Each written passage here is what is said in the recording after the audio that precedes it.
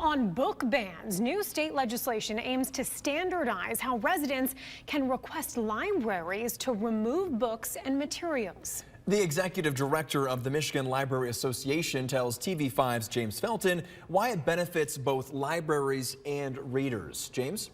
Yeah, the executive director of the Michigan Library Association tells us books written by authors of color, along with books covering women, history, and LGBTQ topics, have all been targets of proposed bans. You can choose any book that you want, and your neighbor or someone else should not have the right to tell anybody what to read, when to read, how to read, why to read. That's why Debbie McCullough, executive director of the Michigan Library Association, has worked with state lawmakers on a House bill known as the District Library Freedom to Read Act. That bill, paired with a Senate bill that covers public libraries, would create standards and processes for the selection of materials for inclusion in or withdrawal from a district or public library's collection. McCullough tells us attempts to censor certain books have increased significantly over the past 3 years. And in some cases, those books were stolen from the library. We were just seeing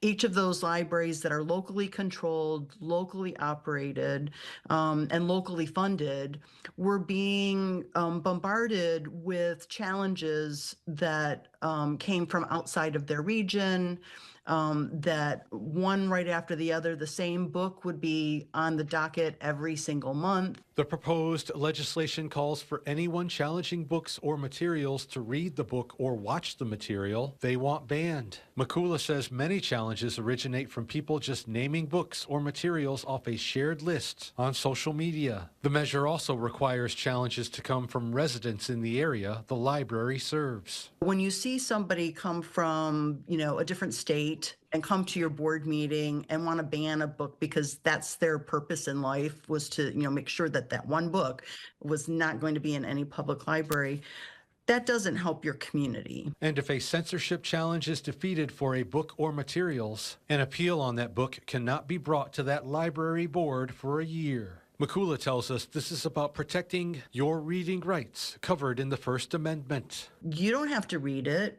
Right? Put it back on the shelf and it's not the right book for you.